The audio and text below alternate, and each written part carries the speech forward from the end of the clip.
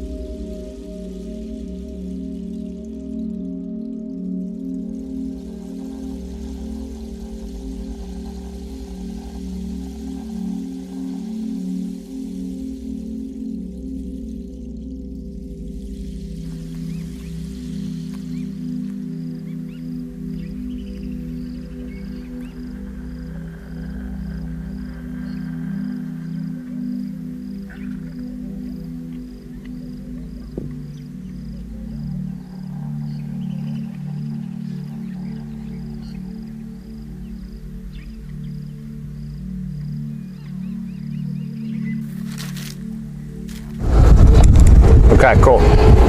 Maddie, we should be clear now. You can take us back live, I think. Whew.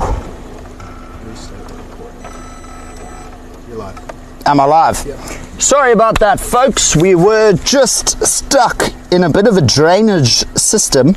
We were picking up this beautiful piece of equipment we like to call a trap camera. So we just went to pick up this beautiful device to see if we've got black rhino, leopard, white rhino, giraffe, elephant, and any and every other creature on the Rietspruit. But again, Merry Christmas to you all. I've got a very special hat for halfway through drive. I'm not going to just spoil all the fun for the drive as of yet. I just need to connect to TeamSpeak, so just bear with me for 1 minute, folks. I do apologize. I really am sorry. Didn't expect that drainage line to do me so dirty like that with the signal, but you know, we are out here in the bush. It's the bush. There's not really signal anyway, so any signal we can find is good signal, to be totally honest with you. Alrighty. Now copy that. Thank you. Good to have you back, sir. Alrighty, let's just check in with our pack members and see who's out and about. Carol, I know you won't be watching, but Merry Christmas. Wendy, Mary, Barbara, Elsa, Canadian, Jennifer, Willow, Betty. I hope you are all doing very well. I hope you are having the merriest of Merry Christmases. Hopefully we're going to get spoiled out here with bunches of different presents, such as, I don't know, cheetah cubs, lions, leopards, hopefully. And the list goes on. But what we need to do in order to find all those critters is get searching. Now, we did get graciously blessed by the lion pride this morning. So we picked up tracks on the western fence line, and I managed to track them down, and we managed to locate the whole pride, all 6 lionesses, as well as all 3 males, which was a really nice Christmas surprise. So all our lions are together. As you can hear, the radio's already going crazy. But nothing important as of yet has been called in. But a Merry Christmas to all you folks out there. I hope your day is splendid, spent time with close family and friends, and that it's been nothing but pure happiness and joy. You know, I can't complain my side. Spent 2.5 hours with a lion pride this morning. Pretty good way to start Christmas. But yeah, from my side, from the Painted Dog crew, a very Merry Christmas. So I think first things first is we're gonna head to Kudu Krip, and we're gonna see if we can't pick up tracks of our very infamous female leopard, the 2-3, see if she's not out and about. So this whole afternoon it was pouring with rain. You can actually see remnants of the rain on the mountains. I'm going to pull over here for Ryan, and he can show you that blanket of clouds on the mountain. Look at that, folks. That's incredible. How scary is that? It looks like a horror movie scene. Good golly. It's frightening.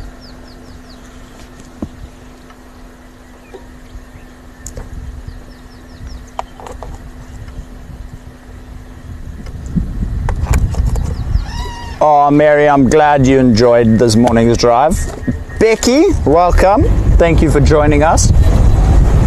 Good to have you with us. Yes, Jay. Good to have you with us. Merry Christmas to you, madam. Now, folks, I don't have a plan of action this afternoon. Let's not kill the shungololos that are out and about this afternoon. So we don't have a plan of action this afternoon. Our plan of action is hopefully find anything and everything. But that being said, oh, here we go. Here's something really cool already. Thinking of going a bit later. Here's something really cool. Look at this. There's quite a few of them as well. All the way to the southeast Oh, corner of Lowbank. On the southern boundary now, there's no Kundu.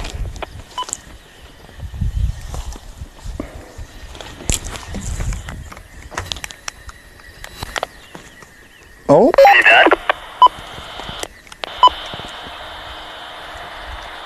Stations, has anyone been along the southern fence line? I thought I just heard lions vocalizing towards Nyala Ruta side. How incredible Yeah, is I'm on this? the southern fence now. I didn't copy any audio of Ngala. Okay, copy that.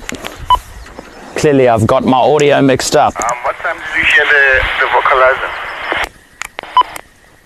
Alex, it was about 15 minutes ago. Okay, copy. Alrighty, so we got some dung beetles, folks. Now, I'm a particularly big fan of these guys. So this afternoon we went out to try and retrieve the trap camera, but unfortunately I just couldn't find it. And we came across a dung ball with 3 dung beetles on. So I don't know if anyone in the comments can tell me, but does anyone know why there were 3 dung beetles on a dung ball? Trick question, but I want to see who's awake. Oh, aren't they just superb specimens, eh? Look at the way they just go. And you know, the funny thing is, the shoulder strength of a dung beetle must be insane. But there's no tracks on the southern fence line heading in a either westerly or easterly direction. Copy that. So, going back to the shoulder strength, I mean, I'm just assuming here, but as you can see, they use their back legs to roll that ball of dung. So, you know, those front legs must be super powerful in order to keep pushing. And what males will do is a female will hop on their ball, but while they're pushing this ball with the female attached to the ball, they'll come across countless other males who will actually try and fight for his ball of dung and his female, and battle will ensue. So it really does amaze me just to see like how quickly and how fast and efficient they are in terms of rolling dung. It's truly remarkable actually if you think about it. Like, I mean, look at the size of that ball compared to his whole body mass. It's probably triple if not quadruple it. So he's probably got some serious strong shoulders up there.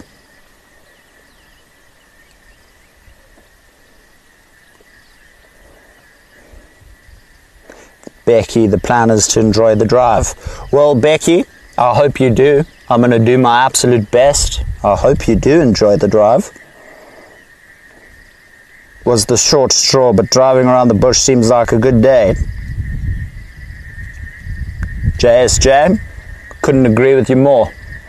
I got to spend 3 hours this morning with the Lion Pride, and now I get to spend 2 more beautiful hours with beautiful people, good company, and hopefully a bunch of wildlife. So let's go see if we can't find some of that, shall we? But awesome to see all the little dung beetles out after the rain. Suppose now that everything's a bit softer, it's made the dung a bit softer, you'll see a lot more dung beetles active now. So that's one of the main reasons why I like to say to people, you know, if you're driving in a reserve, whether you're on a private vehicle, if you're in your own car, no matter what vehicle you're in, if you see dung, just try and avoid it. Because A, you might be killing thousands of little dung beetles, because it's not just these big dung beetles we see. If you lift the layer of dung off the ground, it's actually tiny, tiny dung beetles that actually occupy the undergrowth of that dung. So not only if you swerve from dung are you saving them, hello you beautifuls, not only are you saving them, but you're also saving your car tire, because elephants don't digest properly. So they have a lot of thorns that come through their dung. And in terms, Land Rover flat tire, aka flat tire, can be the story. Yo, nothing's sticking around there, right? Nothing. Everything's working against me this afternoon. Oh well, we'll just have to creep up on them. I'm gonna stop. Oh, don't run off, you. Andrew for Kevin. Standing by for you, Kevin. And do you know when the dogs were last fed? I think it was Friday. I know they're being fed tomorrow. Okay, I'll send you a message a bit later, but it's fine. I've got an Impala. I'll sort them out today. Copy that.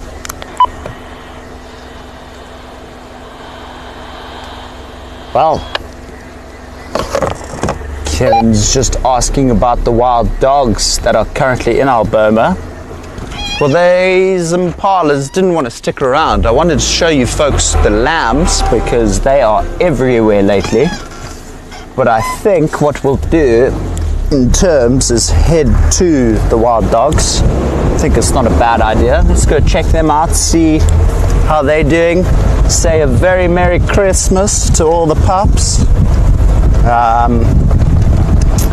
And yeah, and then we'll take it from there. And then I think from there we'll head to Kudukrip, and from there we'll take it from there. We'll play it by ear. You know, you never know what you're going to come across. We could come across a leopard in like 10 minutes or so. So who knows? Who knows? Let the bush bless us this afternoon.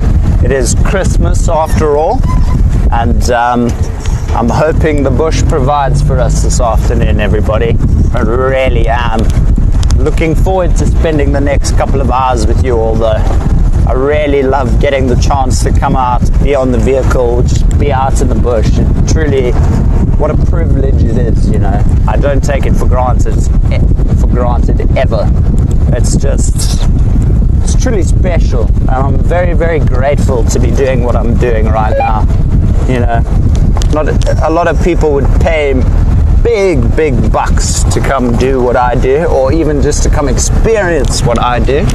So I'm very grateful for what I do and the opportunities we've been given, and this is where we just need to make the most of them, I suppose. Now I know No Hope and Calf were spotted here like not even half an hour ago, but they said they lost visual, so who knows, maybe we bump into them on the way to Kudukrip. So we're doing a bit of a detour. We're going to go to Kudukrip first, just because it's on our way. So we might as well check it out now, see that there's nothing been hanging out and about there. And then I think from Kudukrip we'll head towards the wild dog boma, where the dogs are being kept at the moment. Still waiting for their lovely ladies. We're just waiting to still hear back from the genetic testing, but obviously it's the festive season. The lab has gone a bit quiet.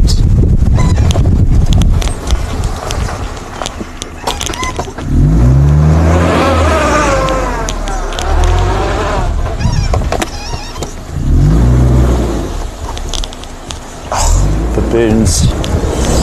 Oh, baboons, they always make me second guess myself. I'm always like, oh, there's a leopard track, and then you look at it closely and you're like, oh no, it's just a baboon. Because the weird thing is, the palm of a baboon's hand looks similar to that of the back pad of a predator cat, aka your leopards and lions. But your leopards and lions don't have digits to say that slender digits. They've round ones, but oh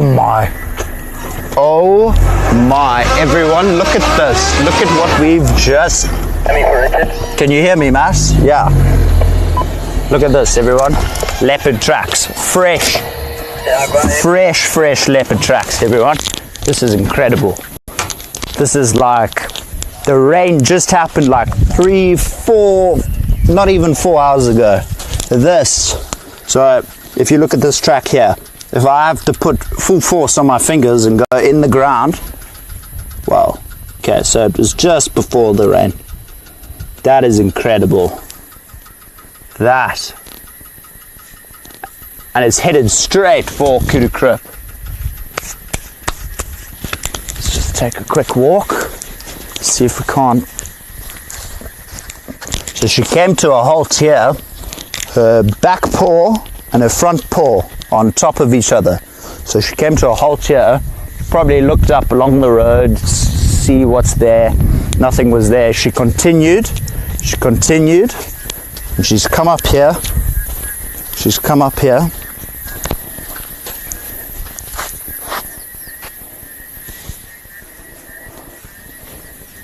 And then the tracks vanish.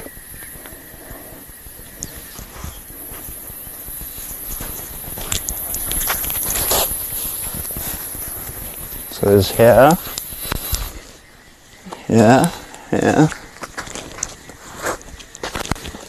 Oh, thank you, Maddie.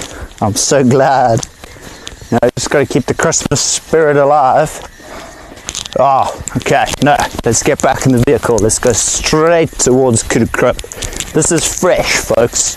This is 2 hours ago, if that. Ryan, we could get you your first leopard today, sir. Who knows? Don't know if you can see, but a smile has just appeared on my face and it won't go away. That gets the guns going, eh? Look at that. Fresh leopard tracks. Righty. Let's pick up the pace just a little bit. Just get to this next T-junction and then we'll see if the tracks continue north. I mean east, apologies, east. But that's an exciting thing to see, folks. You don't get to see that fresh leopard tracks very often, so we're gonna take this one easy because they have been out of my reach for the last 16 weeks. So that being said, we're just going to take this very slowly, very carefully, and just make sure we cover every single. Was that you? Oh, okay. My ears are on point, my eyes are just everywhere. Oh, there's something about an excitement when you see fresh tracks like that. Ryan, can you make out this scratch mark via the camera? I can't, I don't have the screen with me, but can you get it?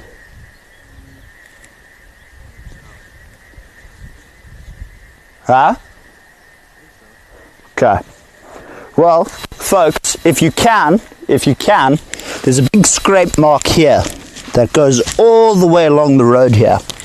Now, there's no fresh tracks of what this was, but I can clearly tell you what it was. Oh my goodness, the reserve is just so full of life. There's a hissing cockroach here of all things. But I'm straying from my idea here. So, this scrape mark, black rhino. Only reason I can tell it's a black rhino is I can see one clear rhino track just here, and the toes are pointed inwards, and the gap between the big toe and these two toes is pretty much non-existent. So a black rhino track makes almost a circle, and at the back where white rhino has a very prominent W-shaped heel, black rhino doesn't. It almost basically concaves and just creates that circle shape. So A, this was a black rhino. B, he was scent marking. So probably here, he came, he sprayed his urine, and then what he did is while he walked off, he went and he flicks the soil to try and spread the scent as far as possible, just to let all the other rhino know, hey, this is my place, don't come near me, don't come near my ladies. Oh, this is an exciting drive, eh? Black rhino tracks, fresh leopard tracks. What are we going to see first? I don't know. Let's see. Put your guesses down in the comments, pack members. Let's see who's right. Whew. Got like the shakes. I'm actually so excited. This is ridiculous. Who knew after such heavy rain the reserve would be so teeming with life? Not life that we've seen yet, but you know, the fact that the tracks are there means the animals have been there. So, you know, in the past 3 hours there's been a black rhino at this intersection, and just before the intersection a leopard. Astounds me, man. It really does. So let's carry on towards Kudu Krip, folks. We're gonna go have a look-see and see if our 2-3 female isn't waiting for us. I can't get rid of this smug smile off my face. I'm busting with adrenaline right now. This doesn't mean we're gonna find them, but you know, just because there's potential gets me excited every single time. No matter what, every single time.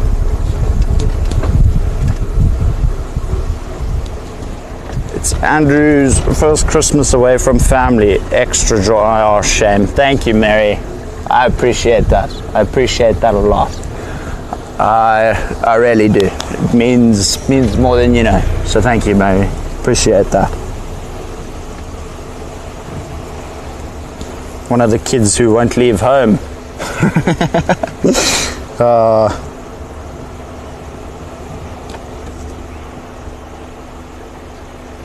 Alrighty, so here's Kudu Krip, folks. Oh, I doubt there's any cats nearby, because there is a big herd of breeding impala with lots of impala lambs here. Now, I'm not going to try and spook them.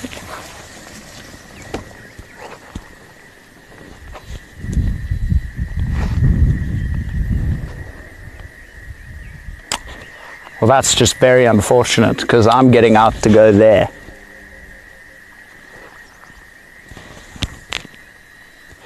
Maybe they saw my Christmas hat and just didn't like my look. Maybe I look too festive for them. I think I look bloody good, by the way. Love this pom-pom that's hanging about my head. To be honest, I think I should start wearing this on the regular.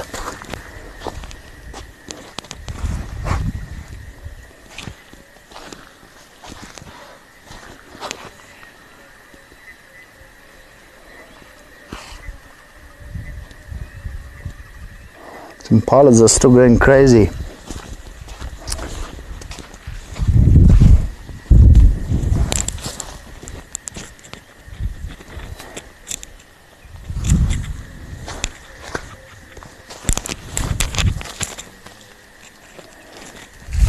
Lots of tadpoles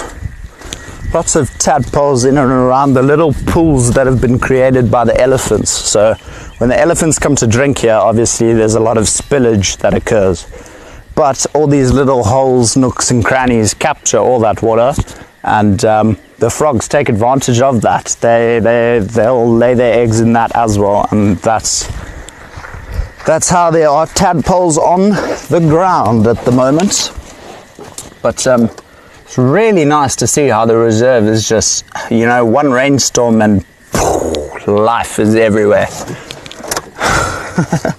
Matthew was saying to me earlier, it's like pop. When you add water, everything just gets quadrupled. Oh, and I died when he said that. But he's not wrong. Everything just seems to have quadrupled. Like, I mean, the impala are just everywhere.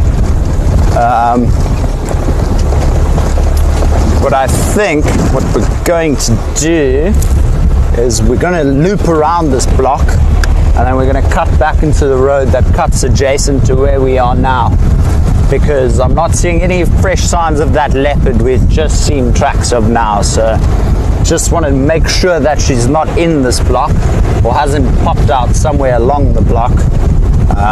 And then we'll go from there once we've ticked it off that she's not in the area. But then again, you know, I love to say this, but if a leopard wants to be seen, it'll be seen. If it doesn't, it doesn't. That's just how it goes, unfortunately.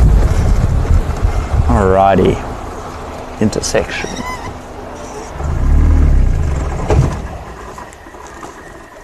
Audio of the lion.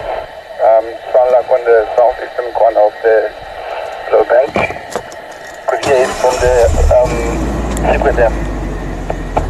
Sure. Okay, that's quite far. But we'll head there now once we've just done this loop. I just want to double check this road, everybody. You know. So Alex, one of the other guides for My Africa, has just got vocalization of the lions, which I just mentioned to them a couple of minutes back. And he's saying it's the far southern east corner of the reserve, which is quite the far distance away. So before we start making our way there, I just want to make triple sure we haven't missed said leopard, because that would be a bummer if she was in the area and we just decided to leave it like that. So always got to do your rounds, especially when a leopard is involved. Just keep your eyes peeled there, Ryan. But I did forget to introduce, but on camera we have the one and only Ryan, and on FC today, the one and only Maddie. And maybe a flat tire. But we'll see how that one goes. You know, I'm a pro at changing tires.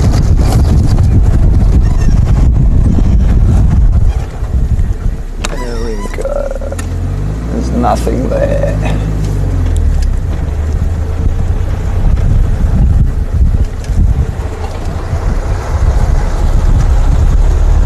Oh, it's such a perfect temperature to be out, folks.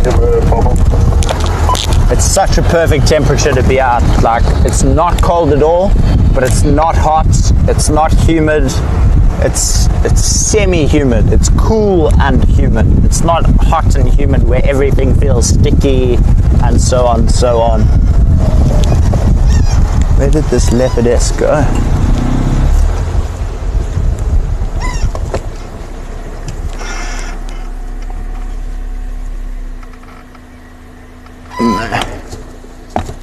Alrighty,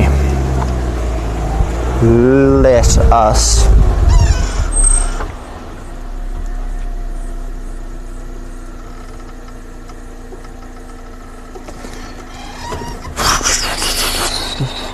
just deciding. Let's check the map real quick.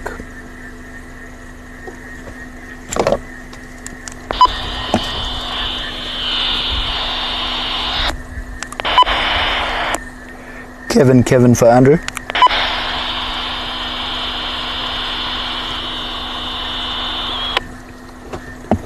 Andrew, hold on, he's not on his vehicle, he's just feeding the dogs at the moment. Copy that. Maddie, I don't know if you copied that, sir.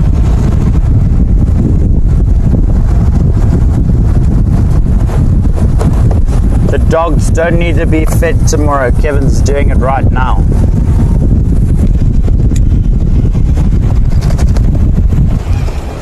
Oh, okay, cool. Alrighty, everybody. So I think for now we have lost sign of said leopard, which, to be frank, doesn't surprise me. She's very good at clearing her tracks, in terms of she just ups and vanishes quite frequently. It's like the tracks teleport. But another creature was out and about today. The porcupine. Now, believe it or not, this morning on Live Drive, we actually found a porcupine, and it was digging a burrow, which was amazing to see in the daylight. You don't often get to see such a sighting once the sun's fully risen.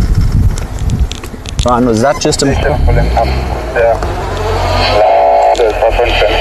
fire check if you went all the way up to Rietspruit on the southeastern corner. It's just a rock. Alrighty. So I think, folks, what we're going to do is they've called vocalization in of the lions at Siokwe Dam. So I think our best plan of action right now, because obviously I've gotten to know these leopards quite well, and I mean, if it's not Brent or Gareth, you know, it's as pretty good as gone. I'm still working on my leopard tracking at the moment, but the fact that they've called in the lions vocalizing at Siokwe Dam, I think it's a very good bet that we head that side and just slowly start headed north, see if we can't capture them on cam. But what I will do real quick is we're going to do a pit stop at one of our famous dams. It's a dam called Leopard Dam, no pun intended, Leopard Dam. But I really hope there's a leopard drinking there at the dam for us, because that would be a real Christmas present, eh? And if not for a leopard, you know, if those cheetah cubs were to bless us again, whoo, it would be a Christmas to remember, that's for sure.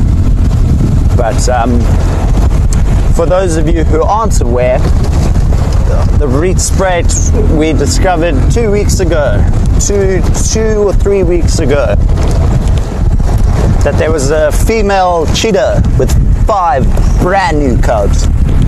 And when I say brand new, I mean brand spanking new, like, oh, so small. And then we try to find them, and they just hadn't been seen for almost 2.5 weeks.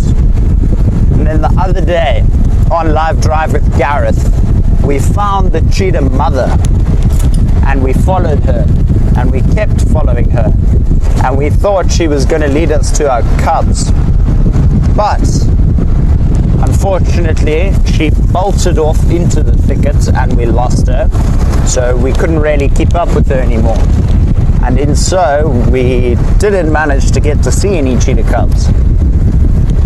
Now, truth be told, we went out that afternoon, headed straight back to where we first found her, and lo and behold, we managed to see 5 little honey badgers. What I mean by honey badgers are just baby cheetahs that still have all their fluff, all the long scruffy hair on their back, all the dark colors. Oh, it's incredible. That's definitely my top sighting to date. Oh, we're having a bit of traction trouble with the road, clearly. So everything's a bit wet. And rivers that I've never seen flowing this afternoon are flowing. So we've received probably, I'd say, anywhere between 40 to 60 mils of rain just today. So it's been quite the rainy day. And then about an hour before we went live, it started to lift up quite a bit. So very grateful it did. Very grateful it did. I love coming out.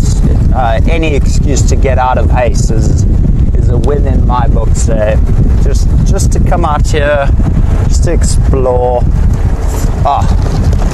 Dream come true, to be totally honest. But oh, there's a grey heron here. Let's see if we don't give him too much of a fright. Please don't fly away, sir.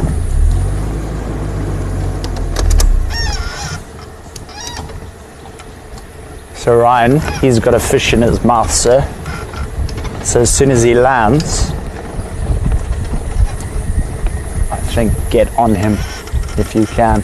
So we've got a grey heron here, everyone, who's just caught a fish just before we arrived. And I think he's now going to munch on it. I don't know if you can make it out in his mouth there, but there's a fish or a frog or something along those lines. Some aquatic species of animal. But there you go. Oh, come on. It's amazing how these grey herons clean their meal before they eat it. I've seen pretty much every heron that I've seen catch something do this before they eat it. It's incredible.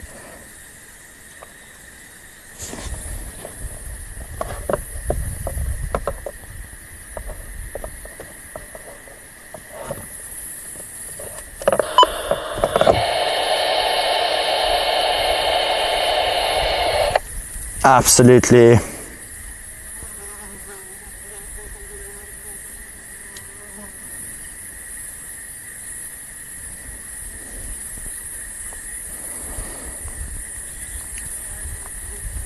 copy that, Kevin. Sorry folks, Kevin has just sent me a message, so I just wanted to respond real quick. You know, anything to help Kevin out, happy to do so. So he was just wondering or letting us know that we need to tell whoever's feeding the dogs that they got fed today. But it shouldn't be too long until we finally get results on those females, and then from there it's smooth sailing for all the pups. Look at him. Oh, look at that throat expand. That's incredible. It pretty much just doubled in size. I don't know if any of you guys saw that, but what? Oh, the heron heard me. He's like, how dare you talk about me behind my back? I will fight you. Please don't fight me, elephant. I mean, grey heron. Elephant. Andrew, are you seeing things? I wish I saw an elephant.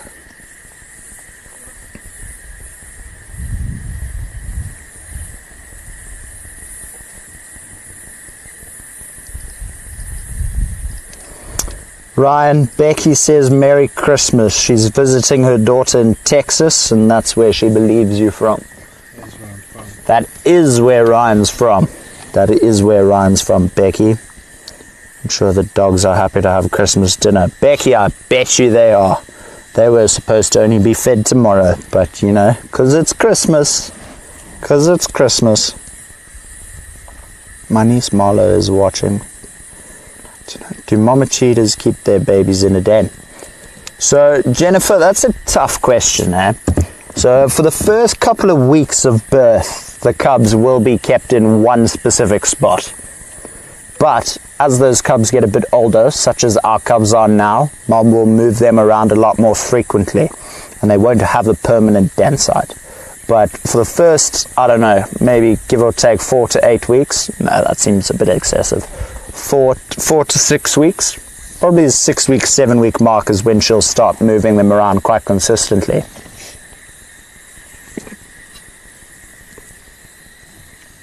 This dam is so quiet. All you can hear is just the frogs.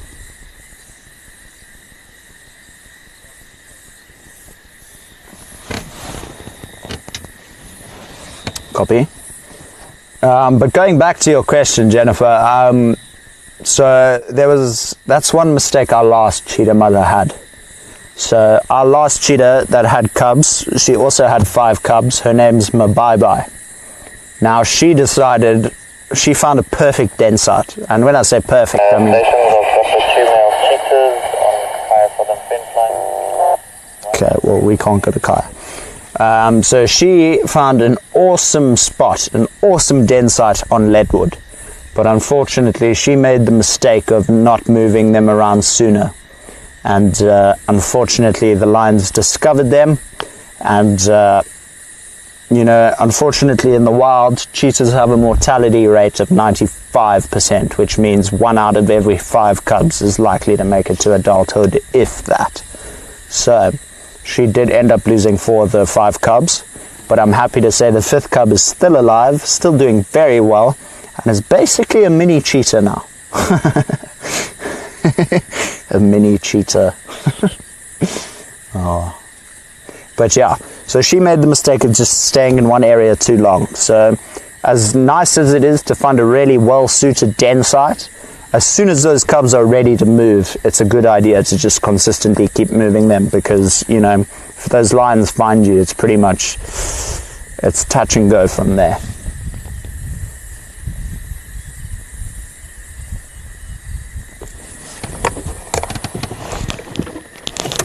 Alrighty, Mr. Grey Heron, thank you for blessing us with your presence and your fish. I hope you had a great Christmas lunch.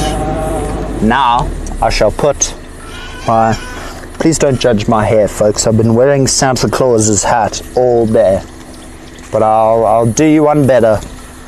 I'll do you one better. We've got an even prettier one. Look at this.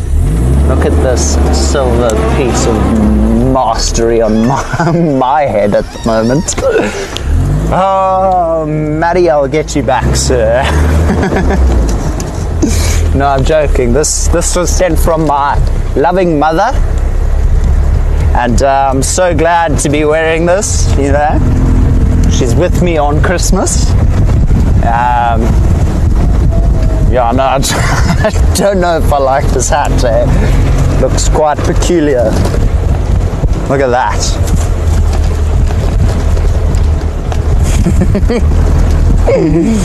Oh, Andrew.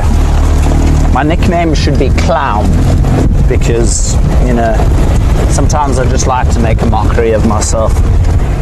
No, I'm joking. But we've got to keep the Christmas spirit alive, otherwise who really is, you know? Ho, ho, ho, Merry Christmas. I'm sorry to all the people who know me out there. Apologies in advance. Oh, what a day, eh? What a day. Out in the bush with great company, Ryan, Matt, all of you lovely people.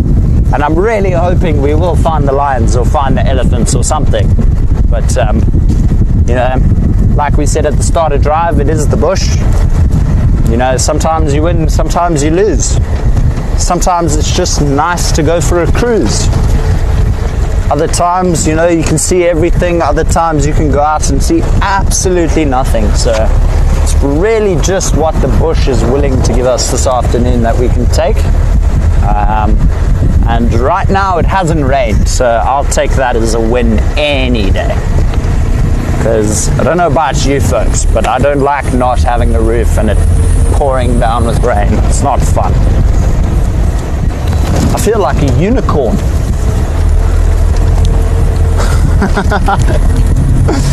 Oh, good golly gracious me. Andrew, what have you signed yourself up for, sir? What have you signed yourself? What are our pack members saying about my... what are the pack members saying about my lovely silver hat?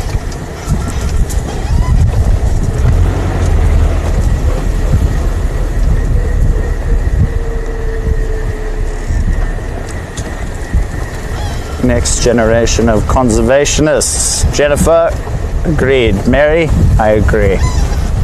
Marlo, thank you for joining. Glad to have you with us.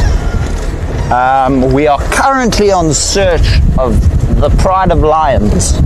But that being said, we've come across multiple signs of all the other awesome creatures, such as black rhino, leopard, we've heard lion audio calling, you know, now we just need to go find them all. So you joined just in the nick of time. But glad to have you with us. The nothing is coming. He's got a lady. Mary, who is the nothing? I am not aware of the nothing. Is that like Christmas code or something? I don't know.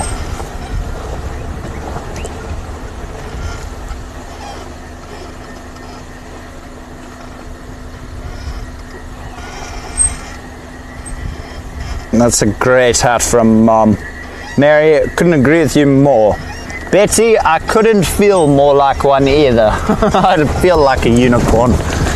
Yeah, you know, gotta do what you gotta do though. Otherwise, you know, I could just be here in my painted dog cap. But I thought, you know, let me go above and beyond. But I did have the other Christmas hat, and I'm not going to lie, my fading hairline is getting rather chilly in the wind, so I think we shall stick with this. And you know what, we can add this just for pizzazz. Let's let all the vehicles come past and see us. Look at that. Now we are winning, folks. Now we are winning.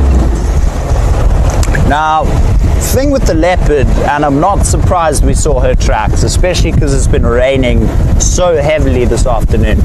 So what that does, it happens for lions as well, is that rain will wash away any previous scent marks that those cats have done, saying, hey, this is my territory, watch out, like, don't come here, you will be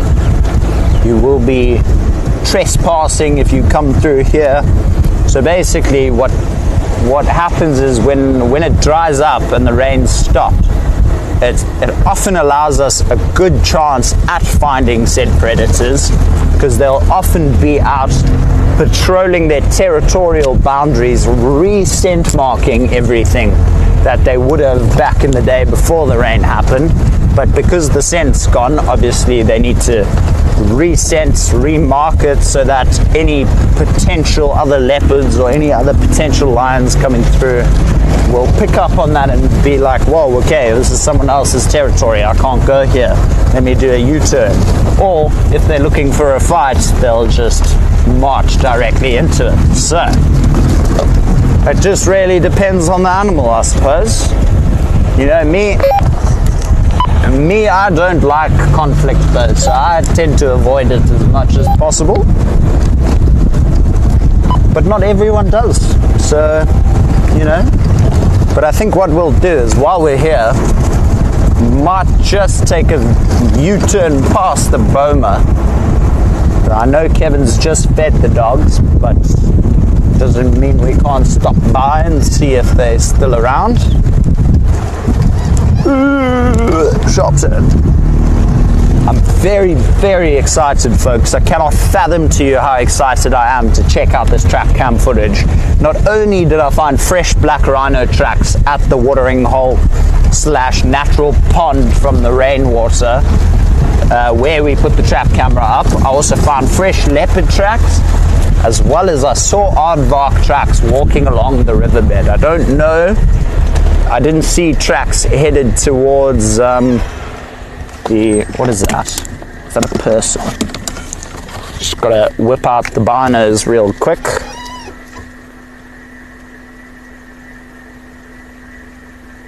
Have a look, see what's happening there. I don't know, he's just out of his vehicle, don't know why. But let's just go see if there's a couple of vehicles around the boma. We don't want to stick around, we don't want to cause the dogs stress. They have just been fed though, so I don't see any other vehicles, so let's just creep our heads in here. Oh, I can smell an open stomach though. Whew. Very stanky, very stinky indeed. And no one's found the lions, so I don't know, I've got a gut feeling I want to be the one to go and find the lions. Oh, there's our puppy dogs running away from us at the moment.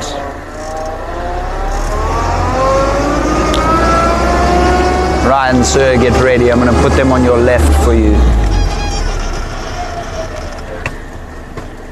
So it looks like... Ooh. Looks like they're not going to stick around for too long, but what I'll do is I'll go around here and we'll bump into them so that we can give you guys all a brief glimpse as to the new 5 members of the Rietspruit. I think we'll just cut straight through here, because look who's on our left here. There you go. Hey, big boy. Merry Christmas. Merry Chrysler. Oh, he's like, I see your fancy hat, I want some of that. Oh, look, he's coming to join the whole pack. Oh, isn't this lovely? Oh, so glad we could see the boys on Christmas. How's it, boys? I just wanted to stop by and say Merry, Merry Christmas. Well, we'll excuse you as well. That didn't sound healthy. Oh, stunning, eh? Absolutely incredible. Oh, don't know if you can hear that.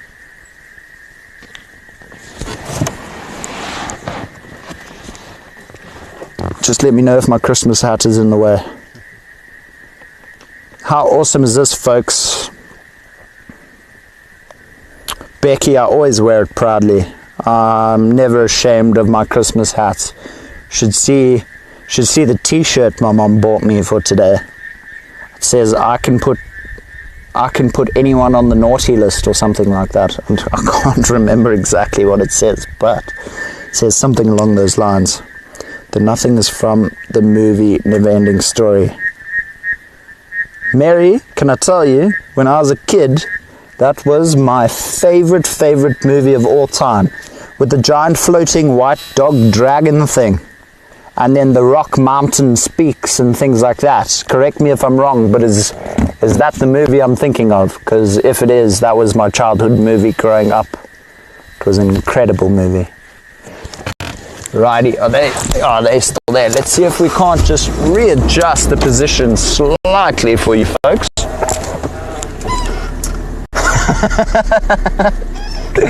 Merry Christmas to Ryan's cap, eh? Look at that, folks. Got swiped by a tree. Let's make sure it doesn't hook in.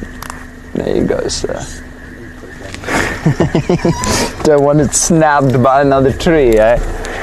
Oh, the Christmas gremlins are grabbing Ryan's hat left, right and center lately. But I think, while we're here and while they're still partially eating, I think let's take advantage of that in the sense that, we're here. Let's appreciate it. Now, this might be quite tricky for you, Ryan. But there is another one back there as well. There's Digger. So the reason we call him Digger, folks, is because he's the one who kept trying to get out of the boma.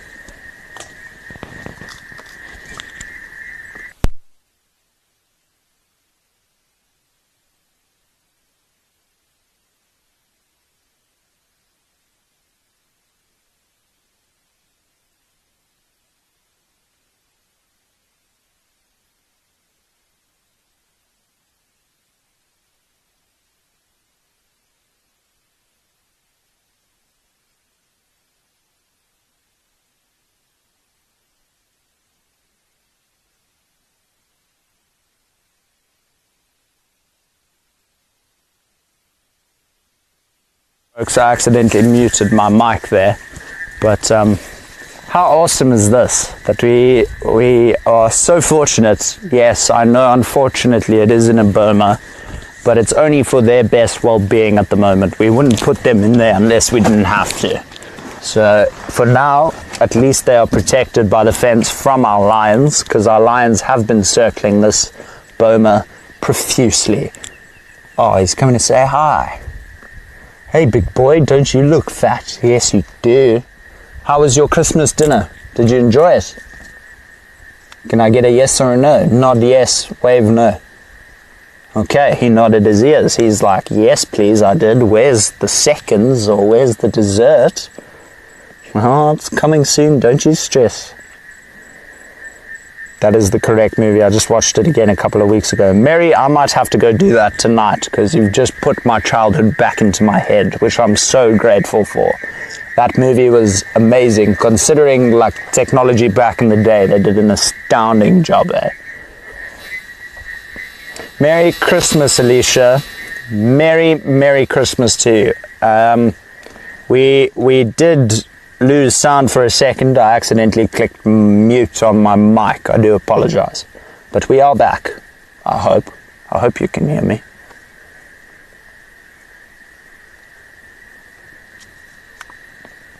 But this is incredible, So these 5 dogs, this used to be part of a Kruger pack, and then they dispersed, and they've been all over. They've been through raptors, they've been through the BCC, the Blue Canyon Conservancy, they've been through Rietspruit, and then they went back to the BCC. And then that's when we got called in, that 2 of them had snares, and the one was unfortunately snared so badly. For those who don't know, we had to amputate the one's leg. The snare was so bad that all that was left was bone. There was no tendons, no ligaments, nothing could be saved. It was quite a bad snare.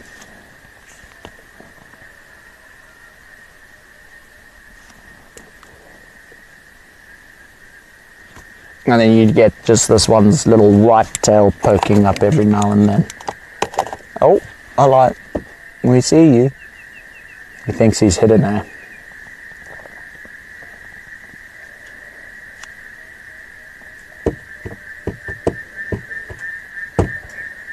So I thought we'd just pop by the boma real quick and Warren on Leopard, standing by for update. hello Warren, how are you, sir?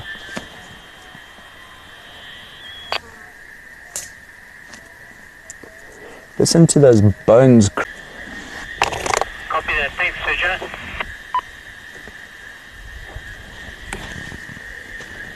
Alrighty, puppy dogs. We just came to say Merry Chrysler, Merry Christmas. Alrighty, folks. I don't know about you, but that Leopardess gave us a bit of the slip. I couldn't pick up on any more tracks, couldn't see any more signs. It's like she literally just teleported. So, unfortunately, we can't really follow up on her tracks because they did just suddenly vanish. However, that being said, there was vocalization of the lions in the southeast corner of the reserve, which is where we shall head. But I'm just thinking now, do we go along Borskamp? No, we're going to go the other way. We're going to go up Boma Butt, and hopefully, you never know, we pick up the pride tracks, because we had all of them this morning, but now they've just had the males vocalize. So, you know, I think it would be a real Christmas treat if us, the Painted Dog Pack, can relocate on these lions and then call everyone to us. Because at the moment, with it being the festive season, everything's been a bit of chaos lately. And yeah, I just want to be the one to find them. Never hurt anybody, has it? No, we've got people having a lack of sundowner here. Yeah, you know the drill, Ryan. How's it, guys? Oh, where's mine? Alrighty, here we go, folks. Let's go on the search for some lions. Always nice when people offer you beer, hey? Sure. Friendly people out here on the Rietspruit. But you know, I'll take a beer once we find the lion pride, because that's my ultimate goal right now. Look at this. Look at this. There's another hairline fracture of a porcupine, but ooh, I nearly fell out of the car there. The evidence is uncanny. There are porcupines around, as you can see, but we need to find the actual living animal, not the quills. So Ryan and I had a pretty awesome sighting this morning on our private drive. We came across, we were actually racing around the block to catch the lions so they could walk past us instead of us staring at their bottoms the whole time. Because I don't know about you folks, but I like looking at the lions walking towards me, not away from me. So we were trying to do that, and then just out of the corner, when I say the corner of my eye, folks, I mean like literally my peripheral vision spotted grass moving, and that caused me to be like, what was that? And I actually just chucked a U-turn, did a reverse, and ended up finding a porcupine digging a burrow, of all things. So incredible, so privileged, but yeah, so incredible to see. Now, in terms of these lions, they said they had audio on the southeastern fence line. Sealcoy Dam is the most prominent dam towards that. So I just want to check with Alex exactly where he thinks that audio is coming from.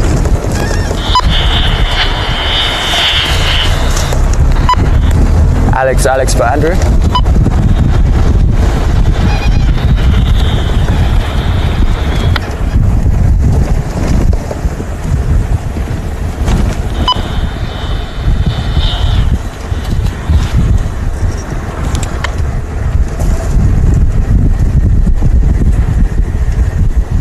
sorry, hat.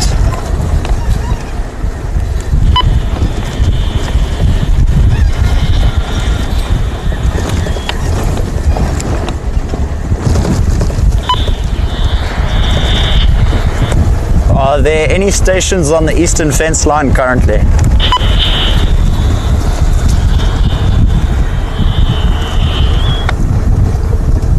Sure, everyone's on a Christmas. I was on the eastern fence line from Leopard just to Nyala Junction, and I could see up to the top of the hill heading south, and there was a giraffe up there, so I didn't go any further, but no line tracks there. Okay, copy that. Thanks, Kevin. I did have fresh elephant tracks near Hayes, just near Mamba Dam, actually. I don't know if that's where he last pinged, but just so you know. Yeah, so I think just near Bierstep at about 1:30, so probably in that area. Copy that. Thanks. We're getting better on the radio, folks. We're getting better. We're getting better. All that counts. What? Where? Oh, nice spot, sir. I've just driven straight past this, but Ryan is clearly on the ball. Have a go at this beautiful, beautiful female giraffe, folks. Let's see if we can't. Got us, come in. Standing by. Coming forward. Look at this. How gorgeous are you, madam? Merry Christmas. You look a bit stressed. Shame, she looks a bit focused on something.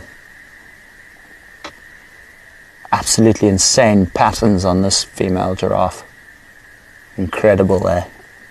Almost reminds me of the ones north up in Kenya and Tanzania, with the almost like an autumn leaf pattern, if you will.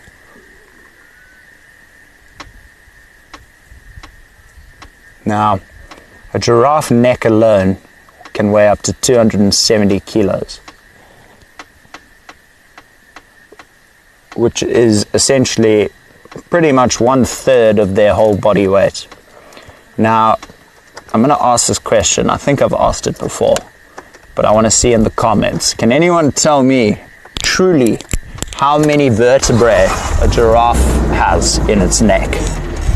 The answer will shock a lot of you. It shook me at first when I first found out. I was like, there's no possible way. There's no way. It's not true. It's a lie. Because there's no possible way. It didn't make sense to me. And now looking back on it, I'm like, well, look at that. Look at that. So I'm gonna give everyone, what's it called? It's 6:10 now. Let's say I'll give the answer 6:15. Ryan, please remind me. No, I'm joking. I'll remember.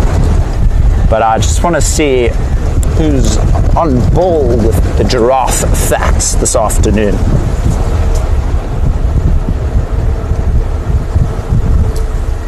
When do you think they're going to release the painted bulls? Alicia is asking.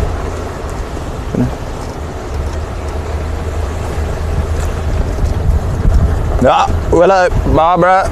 Yeah, I can choke on that question, can't I? Well done. You got the answer 100% correct.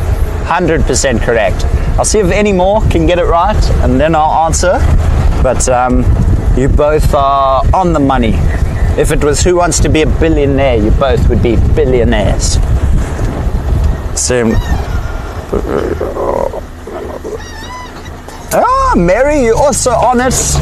Yeah, if this was Who Wants to Be a Billionaire, I would be a multi-losing billionaire, to say the least. Probably shouldn't put money on things I say on live drive, eh? It clearly won't turn out well for me. But Alicia, just for you, so our pups, they good, they're healthy, they're awesome. But because they're a dispersal pack, we're looking for females, and we've found a select few females. Now the question is, are they genetically related, or are they not related at all? Which is what we need to know before we can introduce the females. Because if they're related, then there's no point in introducing the females. It won't work out too well. So we're just waiting back.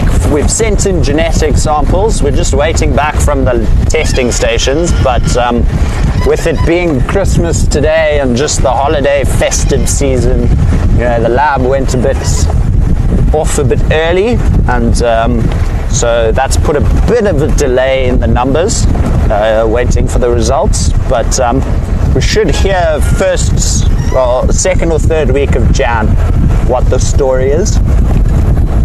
And if all goes according to plan, if they are a match, we can introduce them pretty much instantly. And what we'll have to do then, please forgive me folks, it's time for Andrew's jacket number 1 to come on. But what we'll do is, if they are a match, then what we have to do is we have to dart all 5 males that are currently in the boma, and then dart all the females we're going to be introducing. And then one by one, my kidneys. And then,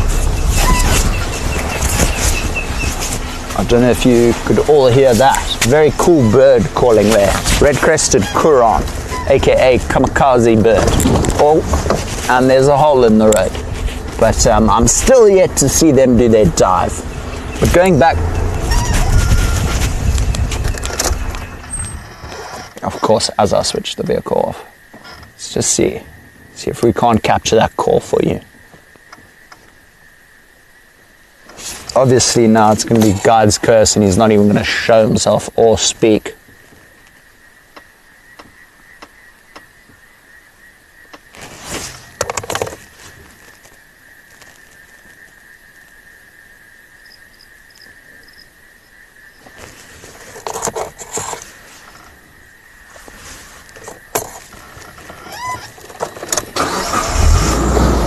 That being said, very cool bird. But Alicia, going back to the dogs, so if it comes back that they are a confirmed match, then it's a win. Then what we'll need to do is we'll need to dart all 5 dogs in the boma, dart all the dogs that we're introducing to the pack, and as weird as this sounds, physically rub them together to get each other's scents on each other, on all the dogs, so they all kind of smell the same, so that when they wake up they can smell each other and be like, I don't know you, but you smell like me, so you must be okay. Because if you had to just introduce random dogs to random dogs, it could turn out very, very ugly as well. So apparently that's what's been happening lately with wild dogs, and it's working like a charm. So kudos to them. Let's head to Siakoi Dam, see if we can't pick up on those lions. If we can't, what we'll do from here is we'll head straight to the eastern fence line and go from there. I'm determined, it's in my blood. I'm ready. I need this. I want this. Merry Christmas to all. But yeah, no, I'm just hoping we can find the pride this afternoon. It would make our drive just that little bit more special. But to be honest, there's nothing more special than just cruising through the bush. Birds calling, animals chirping. Couldn't ask for anything better.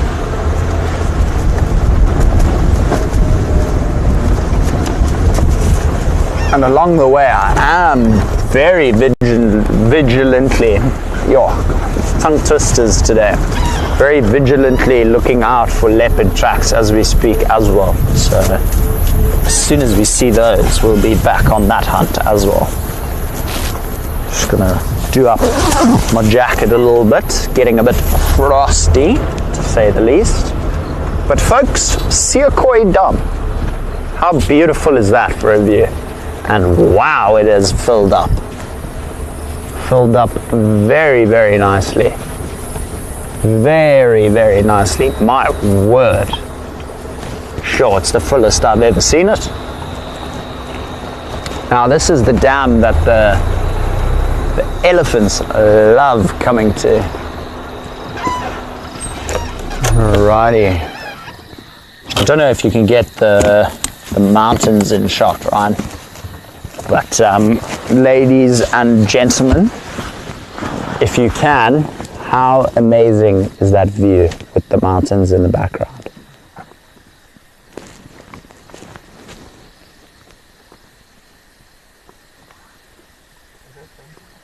There at the back of the inlet. I don't know. You can zoom in it for me. My binos aren't being super clear lately. It looks like a rock though. But let's just cross it off. Rock, and the one on the right, also a rock. But how astounding are those mountains, folks? And then Ryan, if you can, just shine into that tree, or zoom into that tree. You see that white thing in the tree there? Yeah, go up a bit. You can see it in the tree there. Yeah. So folks, for those of you who don't know, I know the regulars will know what this is, but that, believe it or not, is a frog nest. It's what we call a foam nest tree frog. And the reason it gets the name of foam nest tree frog is that foam nest in the tree. Believe it or not. Very, very oddly peculiar looking nests, but that being said, such a super cool little frog to see. Absolutely stunning. We get countless frogs here though. You get the painted reed frog, you get the foam nest tree frog, you get bubbling casinas, platanas, you get bushveld rain frog, which personally is my favorite because they always look upset with life no matter what. I mean, they could have just been given R1 million and they still, no matter how happy they try and look, they'll still look very upset with life. It's incredible. But just amazing to hear all the natural sounds coming from just this one little hidden gem here on the Rietspruit.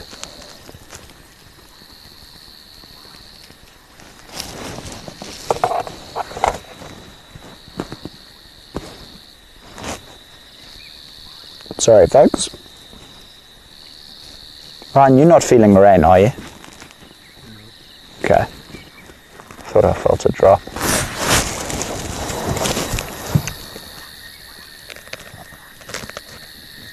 You've taught us well, Andrew. Barbara, you ladies have taught me well. Vice versa. It's not the opposite way around.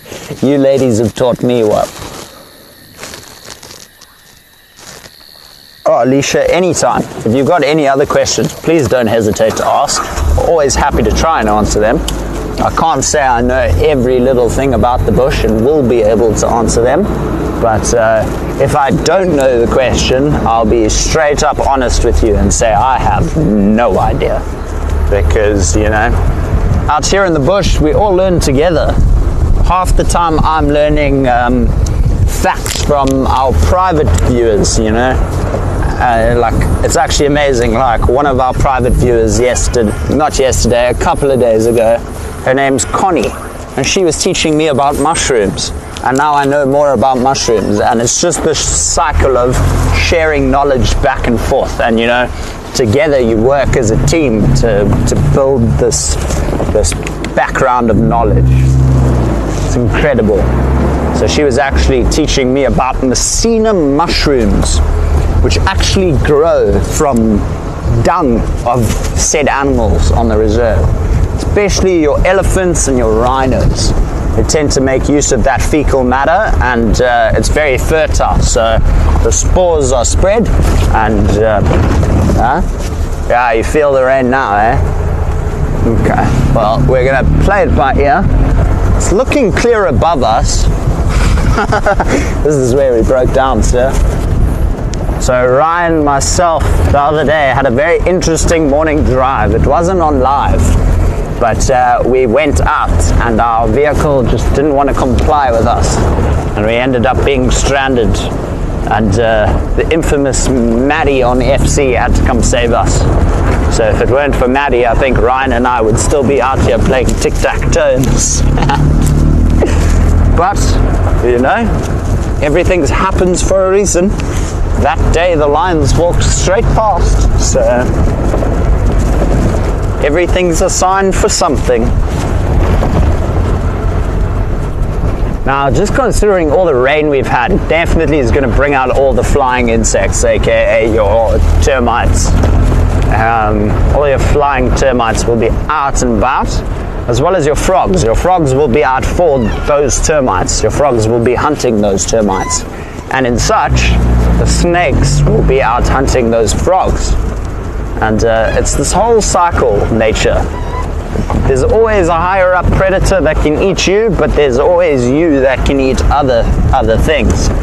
So it's a constant cycle of, you know, just look out for yourself, take care of yourself, and always be extra vigilant. Well, hello impalas. There's two impala here on the fence line, just on the opposite side of the fence.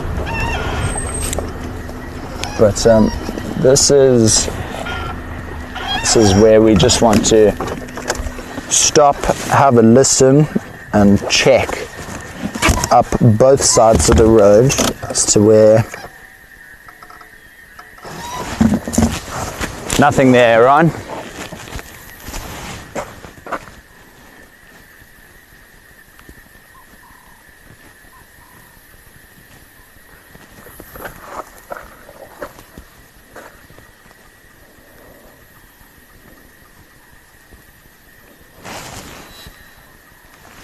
Nothing, no? Behind us?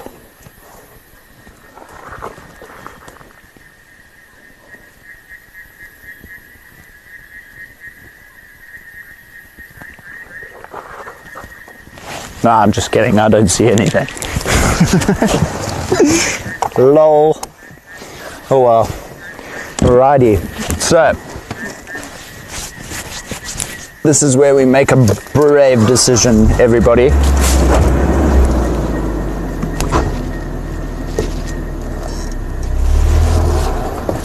This is where we decide to go further east. And I know this area, so just fair warning in advance. Oh, look at that, you know, something you don't see every other day was an indicator turned on in the bush. Goodness golly gracious. Andrew, what are you doing? So we're going to head a bit further east. I just want to get over this hilltop and see if we don't come right with any tracks of the pride. We're taking a bit of a gamble here, but what I wanted to warn you about in advance is if signal does cut, I do apologize in advance. We are on it. We're making sure our SSD is in the right direction. Ryan, what's that poking its head up there?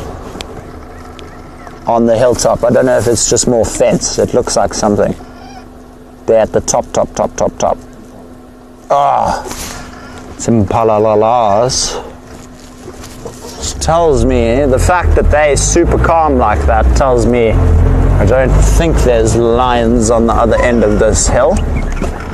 But that being said, you never know. So we'll go to the top of this hill, and if there be nothing there, then we try other places.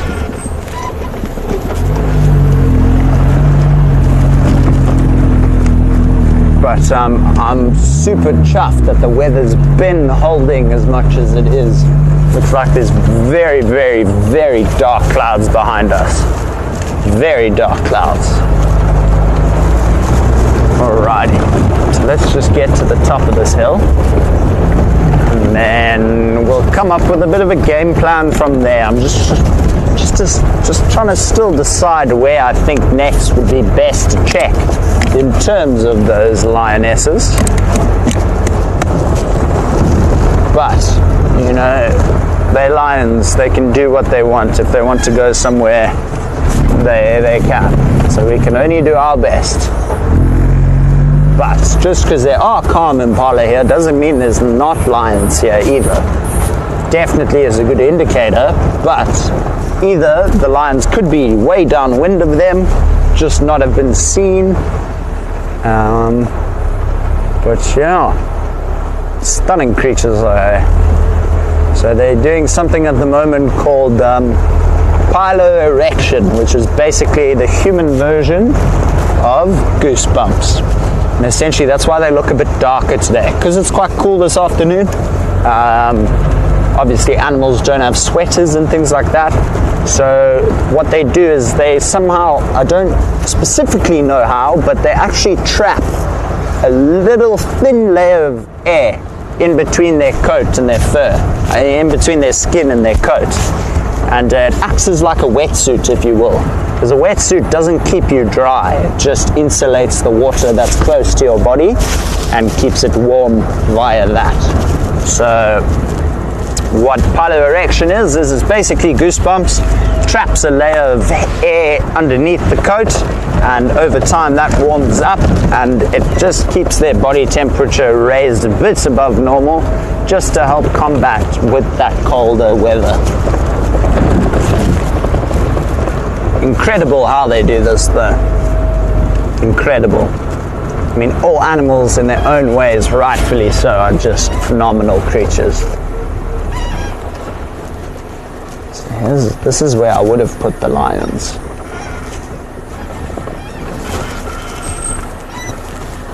See, with the heavy rain we've had though, you can't really even look for tracks, to be totally honest. They all would have been washed away. Unless the vocalizing, the station that heard the vocalizing called in, we're hearing the lions from the BCC side, which is just to the right of the fence here. Just to the right of us. So keep going, just keep. Thought I smelt an elephant for a second there. Nah. I don't know if any of you have ever smelt an elephant in must, but it's got a really distinct smell. And I know our younger bull is also in must, so that's why I was just briefly pausing for a second. I thought I might have smelt him hanging out and about.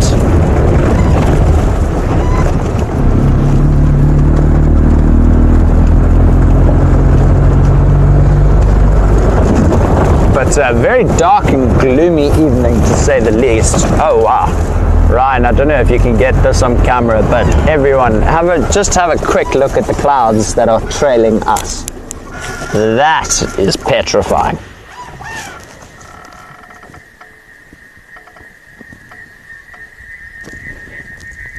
That, folks, is a very big, dark, rainy cloud. That is big rain coming in.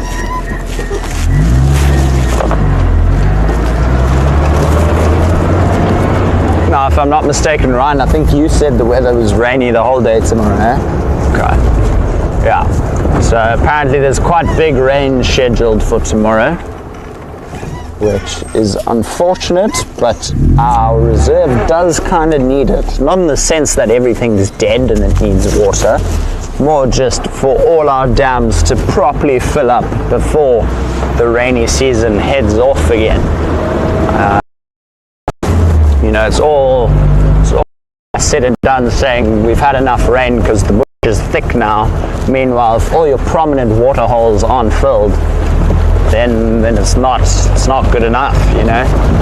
Like, it doesn't really matter how thick the bush gets. It's more you need your prominent water sources to fill up to provide usable water throughout the dry season for all these lovely creatures. What was that in the road?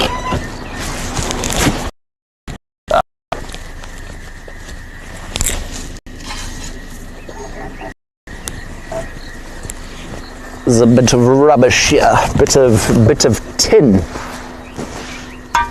corrugated iron. That gets put in the car and gets thrown away later. Just got to clean up, you know. Don't like seeing litter around the reserve. Always just try and clean up where you can. I mean, even when I go to the Kruger Park and I'm in a car by myself, you know, if I see trash, just quickly get out, remove it, get back in the car, and just throw it away at a normal stop. I don't understand how some people can just drink a bottle of juice or a bottle of beer and just casually, happily throw it out the window. Just, I don't know how people can do that. So, you know, wherever I can do my bit in conservation and helping wildlife, by all means, I'm all hands on deck. So things like just picking up trash where other people have left it, you know, just, yeah. Oh, the elephants have been here. Ryan, can you go low, eh? Can you go low? Can our car go low? I don't think our car can. It's okay, we'll just have to go around, but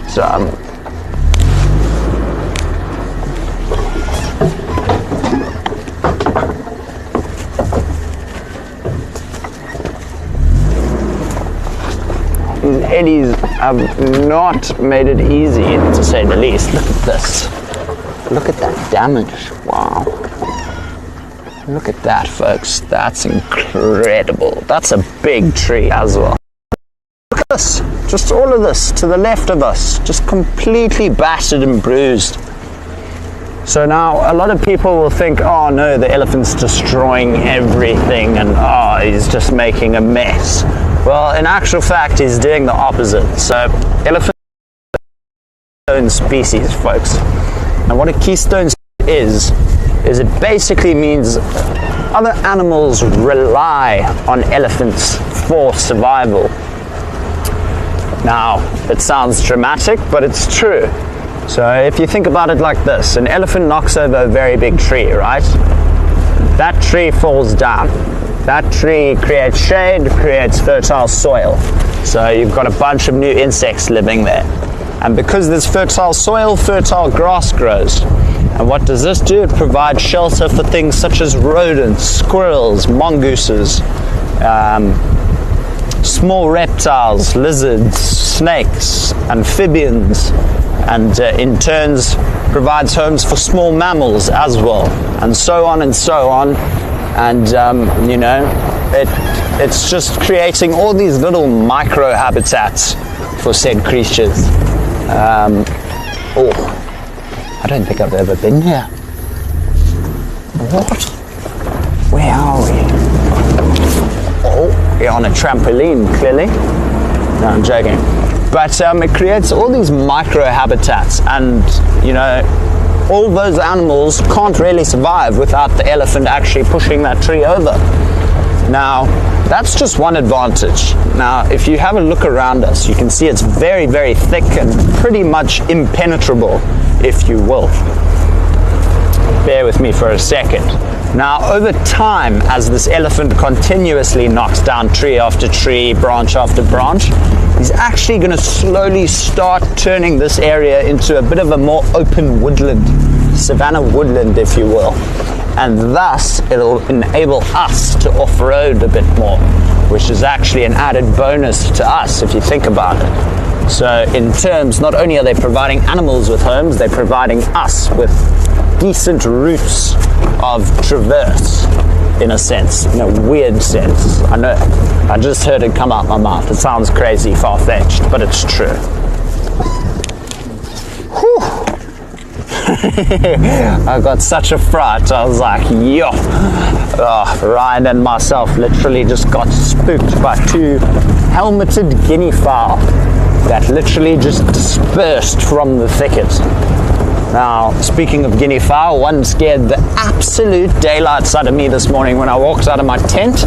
Next to my tent, there is a giant shepherd's tree, and it basically dropped down from the shepherd's tree like a silent assassin and went, hello. Now, question, where are we? Do we see tracks? Is the question. So, do we see tracks? Did you just say closing down, eh? Oh, okay.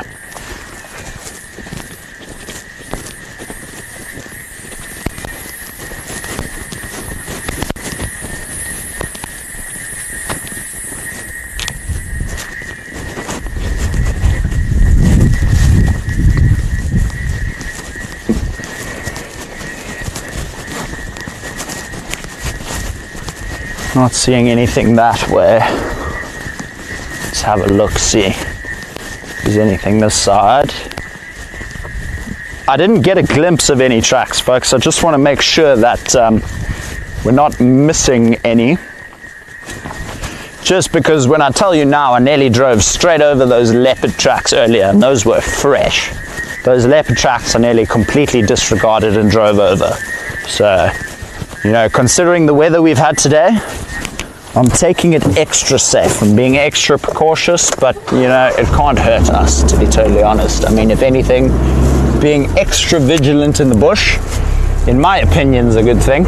I mean, you never know. We've got 8-week-old cheetah cubs running around the reserve at the moment. Can you imagine we just missed their fresh tracks and just completely drove past that sighting?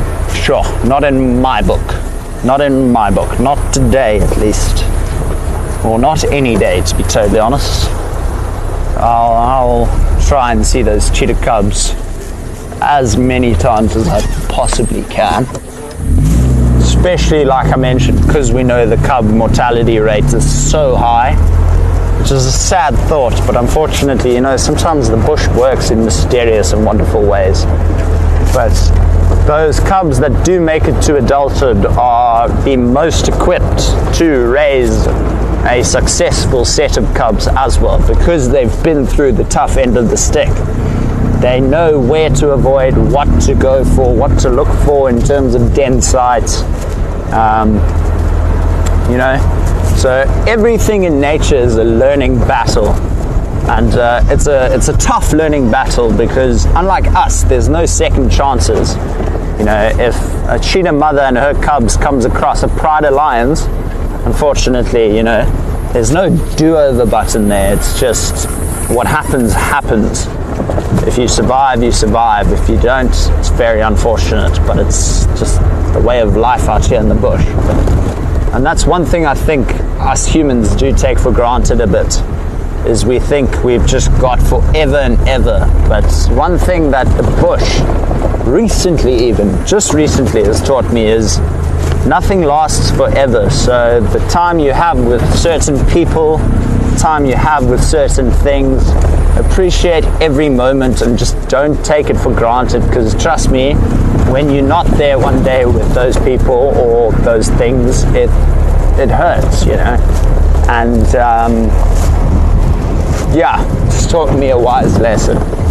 It's taught me to really appreciate everyone for who they are, and just appreciate spending time with people, you know.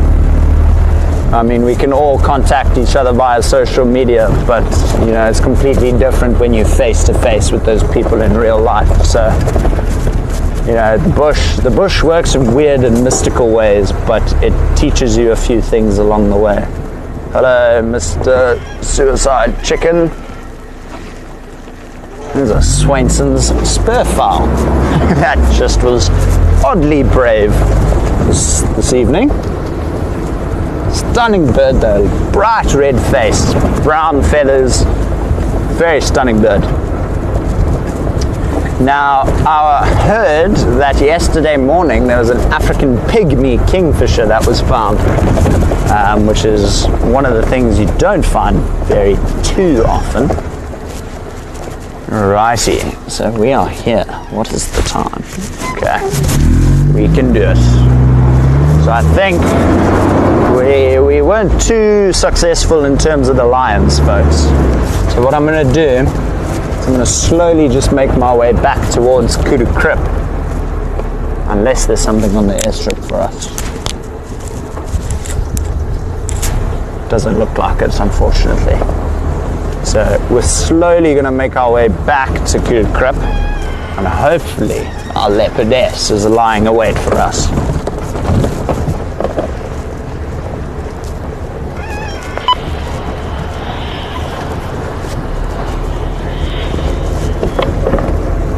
Sure, very quiet day on the reserve in terms of sightings as well. No one's found those cheetahs. No one's relocated on the Pride. I mean, I'm very grateful we got to spend 2 hours with them this morning. I mean, you know, it's one thing I've noticed. The Pride lately, the Pride is doing some funny things.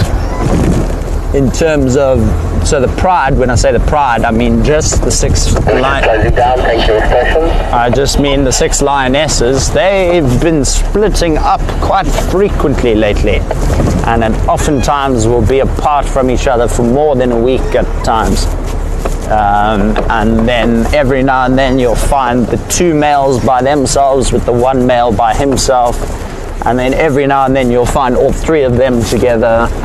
And it's just the lions on the reserve at the moment are kind of got me a bit bamboozled, to be totally honest, because I mean the splitting up makes sense if you think about how lions hunt, right? One's going to go take the left wing, one's going to take the right wing, one's going to go completely around and chase the prey towards.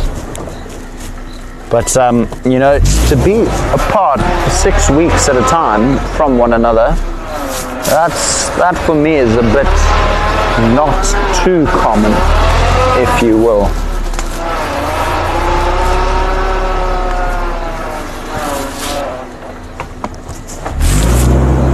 Thought we just had signs there. Tracks and signs, tracks and signs.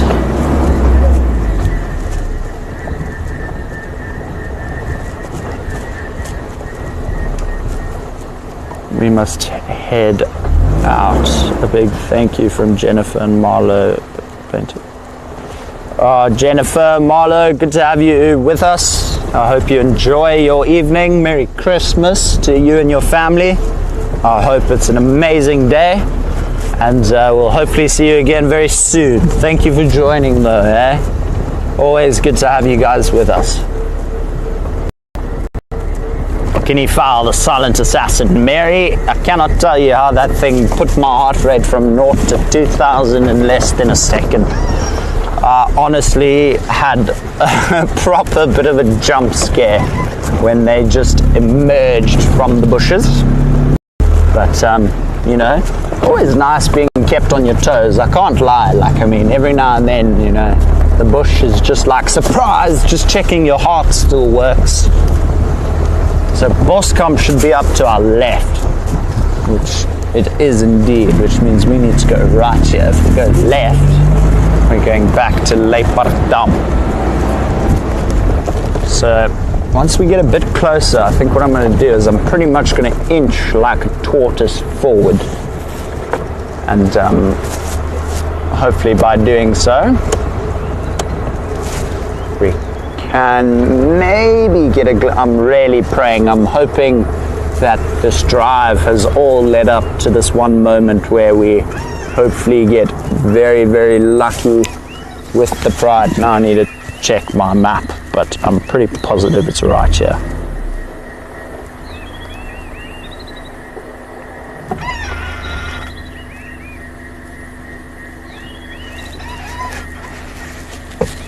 It is indeed, it is indeed. Actually, I don't know why I keep forgetting, because that's the junction I nearly had the elephant come cuddle me a bit too close for comfort, to say the least. Yeah, that Ellie got a bit too close. Although, that being said, this morning, I need to ask Ryan to send me the photo, but this morning, the injured male lion decided to come pay some extra close attention to Andrew's feet this morning. He was like right here next to me. It was crazy.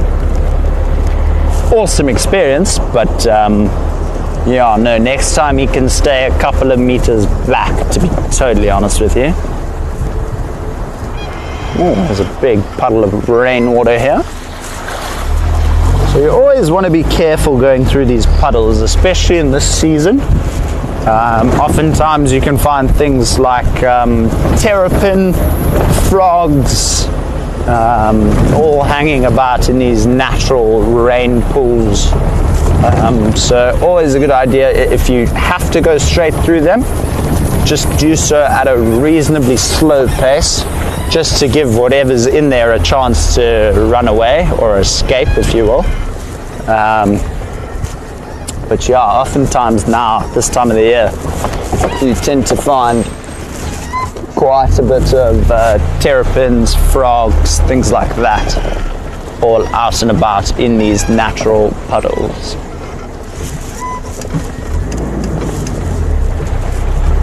Come on, leopard, where you at? Make me look good, please.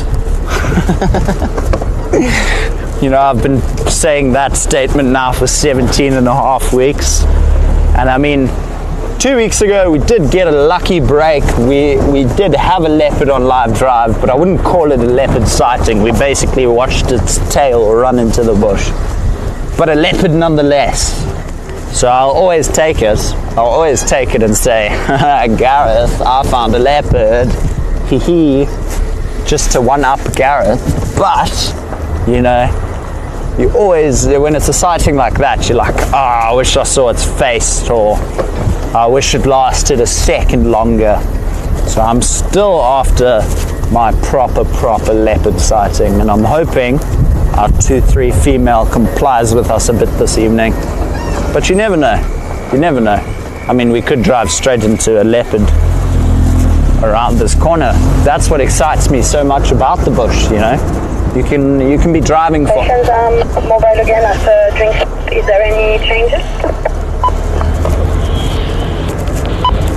Negative. Okay, copy. So no signs of those lines. Negative. I've just gone all the way up to Siokoi Dam and further east. Couldn't find tracks, no signs of them, no vocalizations. Couldn't pick up on them. Okay, copy. So we stopped for the south of the Boma and on Leopard, but I haven't heard anything yet. Thank you. Copy. It's a bit far from where the lions were called in.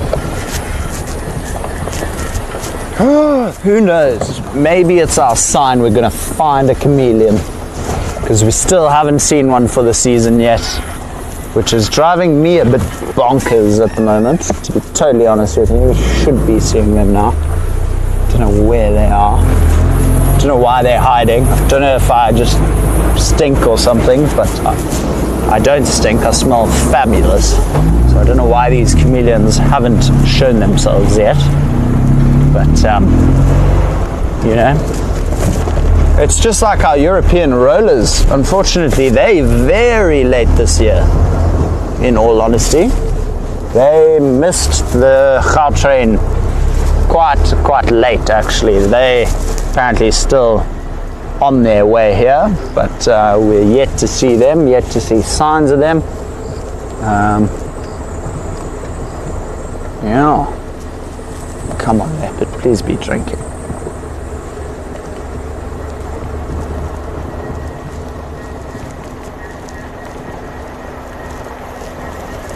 Oh, my torch is dying here. Oh, it's a bit of a pity, eh? No leopard today, folks. It's okay. We shall be here first thing in the morning. I'm coming for you, 2-3. Best watch yourself. I'm gonna find that leopard in the next 5 days. I'm making a pact with myself. If I don't, well then we'll need to come up with a punishment. But my goal is to find that leopardess in the next 5 days.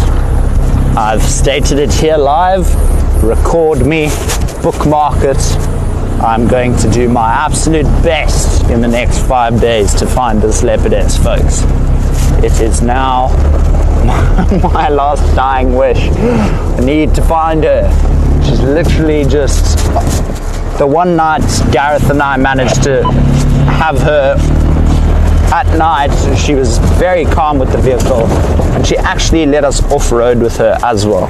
And Gareth and I followed her for a total of, I'd say, 15 to 20 minutes.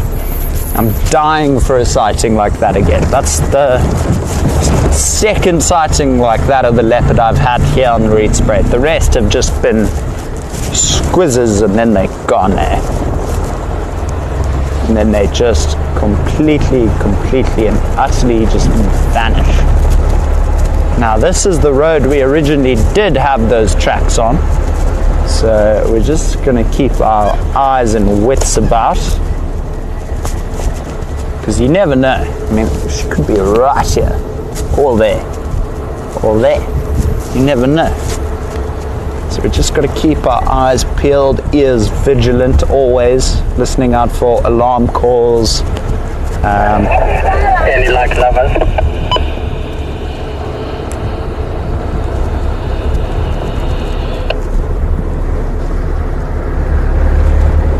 Who knows, we might have some luck bumping into that Ellie bull, because he was apparently called in further south towards Hayes. So you never know. Well, we'll just have to see how it plays out.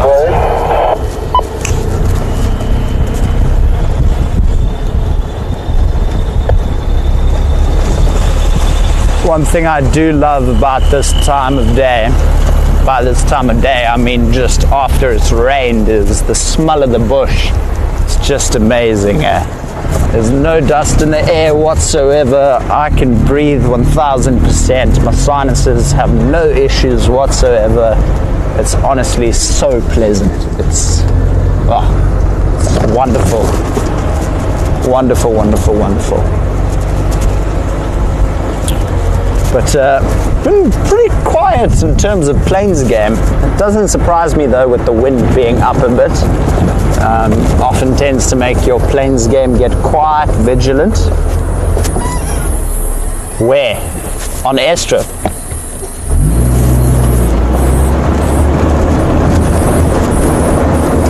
Oh, is he still in the garden?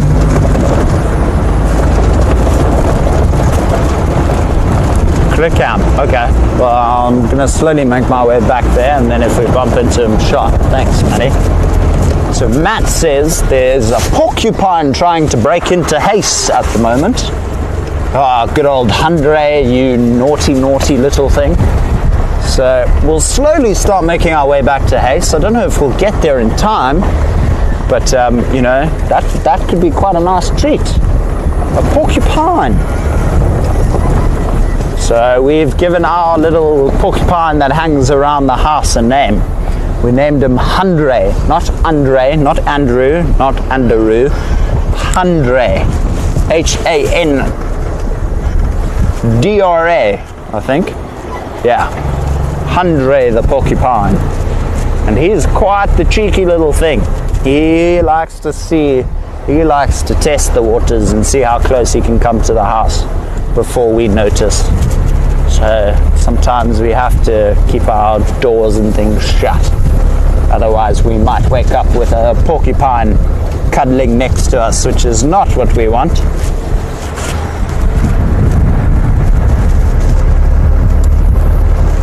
But the light is slowly fading. Well, no, I wouldn't say slowly fading, I'd say fading rather quickly. It looks like the cloud cover is really starting to pick up again. With some very dark clouds over the mountain at the moment. So I don't know if that's the weather coming in for tomorrow morning.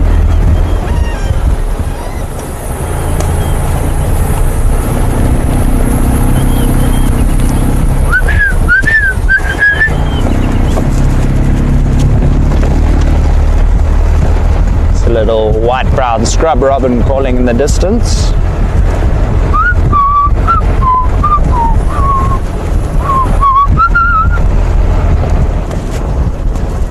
Alrighty, come on Leopard, where are you? I feel like every time I mention the word leopard, it's like she automatically knows I'm after her, and she's just like, nope, not today. You shan't find me. But it's okay. There's always next time. And I will eventually find her.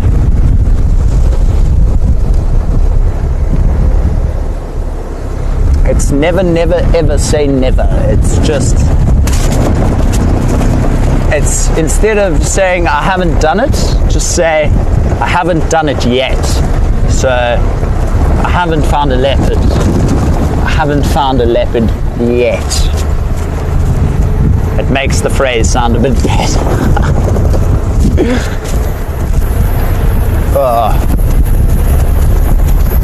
Sure, that wind is starting to pick up quite prominently now.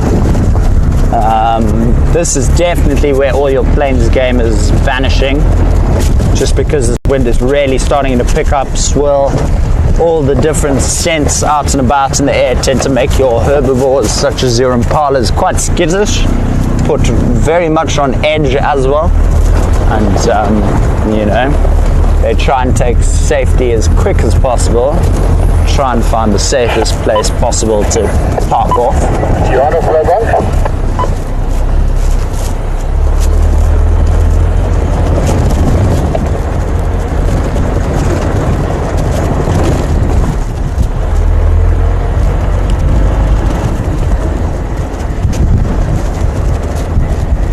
Very nice big marula tree a leopard could stay in. Always love driving past these big trees here on our reserve and just picturing a leopard in them. You know, what could be one day.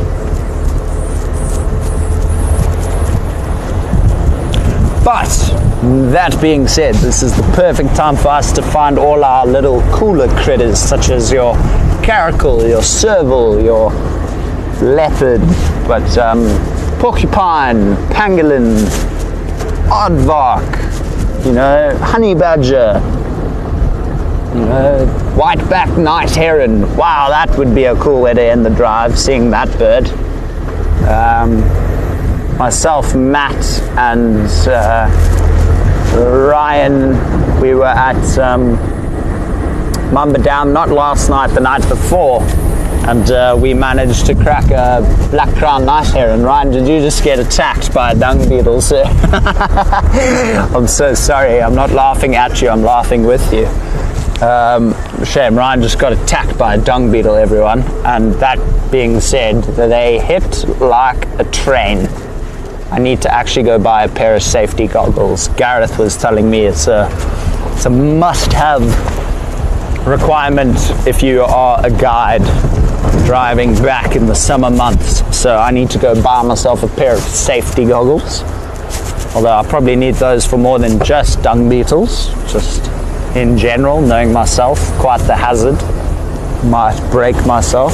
Oh, is that an eye?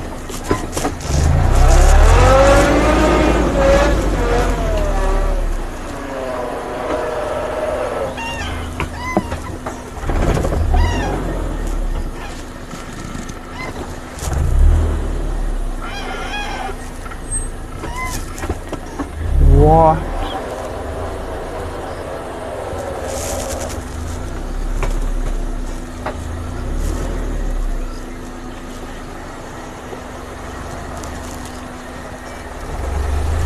There was an eye. Couldn't see what it was though. It scurried off way too quickly. But I do know the bull elephant was here as well, so we're just going to keep a nice big ear out for him. Hopefully he's on the road. Copy. But hopefully we see him in the road and he doesn't surprise us via the bushes. That's always the worst, when you don't see them coming and then they're just automatically angry with you. And then there's pretty much nothing you can do but pretty much say, Mr. Elephant, please, please. I don't need this today. It's Christmas. Like, can you just not? But yeah, no, it's always a bit heart racing when they come across you and you're not prepared, if you will. Just not knowing it's in the area and then it just pops out of the orange to say hello. It's quite intimidating, even for said professional. Oh. But what a fantastic evening. The temperature's perfect. It's not cold, it's just cool. I'm comfortable with my jacket on. But I know a few people who would love it even if they didn't have a jacket right now. It's actually a stunning temperature. I think the only thing that's really getting in the way right now is that bit of wind that's just a bit prominent, to say the least. But This, folks, is where we are coming up to Mamba Dam. And Mamba Dam is known for our 2-3 female to hang out and about. So she has been seen in this area before. That being said, a leopard moves like you have no idea. They will be on the other side of the reserve in a night, if that. So you just got to be extra cautious. Make sure not to overlook things either. Like if you see eye shine, always just double check, because you never know. I can't tell you how many times I thought I was staring at a daker and then boom, leopard says hello. You can hear all the frogs now with all the rain that we've just had. Frogs are all out and about, bubbling casinas, painted reed frogs, platanas, bushveld rain frogs, foam-nest tree frogs. List is endless. They're all out and about this evening, folks. It's just the call of the bush, eh? Gotta love it. Gotta love it. So awesome. So special. What a day, eh? This is truly just remarkable. I'm so glad the weather held up for us to go out on drive. I was very worried we weren't going to be able to do our drive. Oh, that is an eyeball. Okay, Ryan, you're going to have to be quick. I think it's a gent, sir.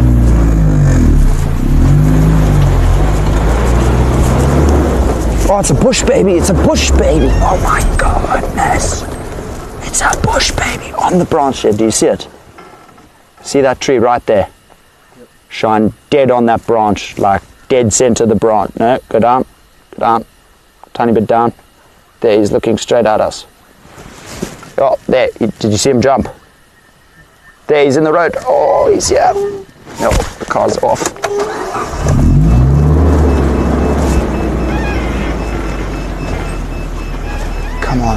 Come on, where are you?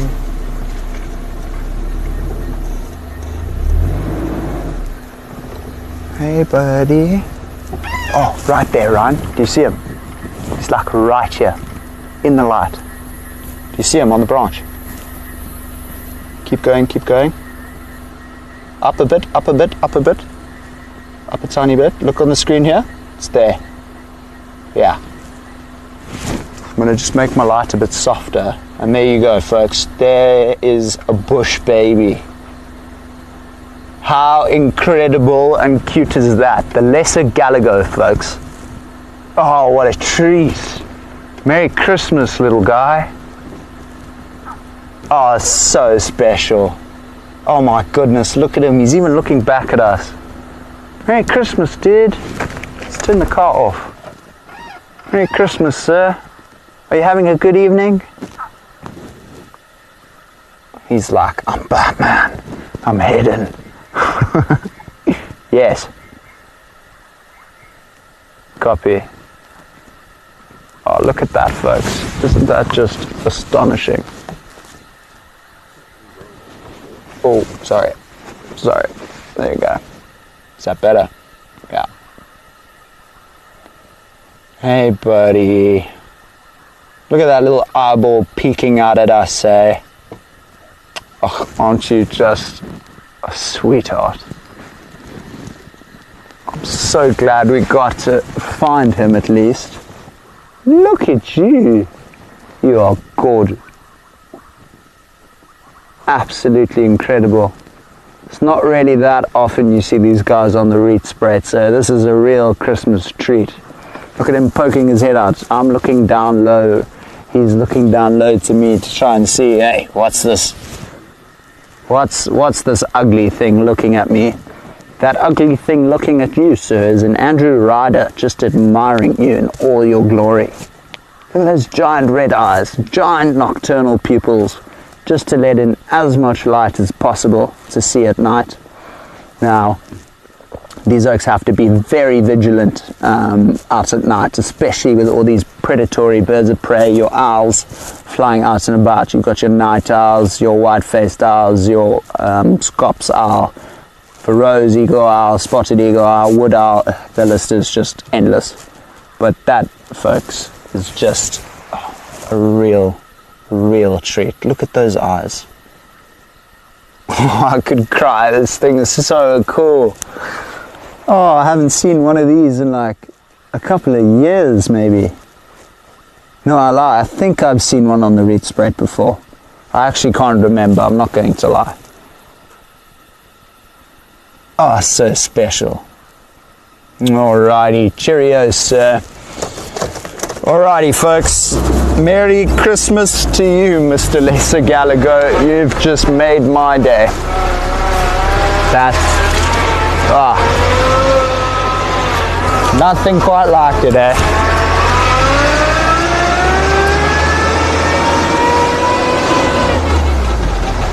So let's just go quickly check out Mamba Dam, and then I think, folks, from there, I think we've had a pretty good run this afternoon, eh?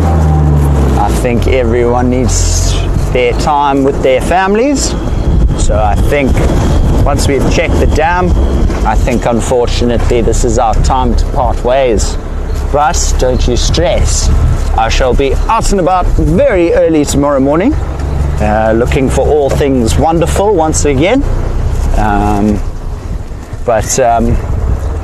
Yeah, folks, I know we didn't manage to find anything like the pride or the cheetahs, but you know, sometimes, like I've just proven tonight, sometimes it's the smaller things that really do get you like really excited about things.